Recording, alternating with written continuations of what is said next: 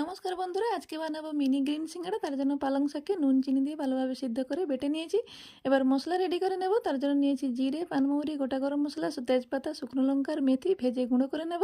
এবার 1 কাপ আটা, 1 কাপ ময়দা, তেল, নুন, কালো জিরে, জোয়ান আর পালং শাকের বাটা দিয়ে একটি ডো তৈরি করে নেব। এবার তেলে রাঁধুনি ফোড়ন দিয়ে আদা, কাঁচা লঙ্কা, পনির, সিদ্ধ করা মটর, উপর থেকে নুন, হলুদ, 1 চামচ ভাজা মশলা আর ধনে পাতা দিয়ে পুর রেডি করে নেব। ডো থেকে ছোট ছোট লেচি কেটে বেলে নিয়ে মাঝখান থেকে কেটে সিঙ্গাড়ার শেপ দিয়ে পুর দিয়ে মুখ বন্ধ করে সিঙ্গাড়া রেডি করে নিতে হবে। যাদের সুগার আছে তারা এই রেসিপিটি ট্রাই করে দেখতে পারেন। দেখুন সবকটা বানানো হয়ে গেছে। এবার তেলকে হালকা গরম করে একে উল্টে পাল্টে ক্রিস্পি হওয়া পর্যন্ত একে ভেজে নিতে হবে।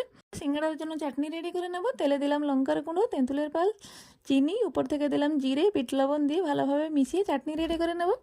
এবার গরম গরম চাটনির সাথে সিঙ্গাড়া খান। আর আমার চ্যানেলটিকে লাইক এবং সাবস্ক্রাইব করুন। আপনারা সুস্থ আর ভালো থাকুন। জয় জগন্নাথ।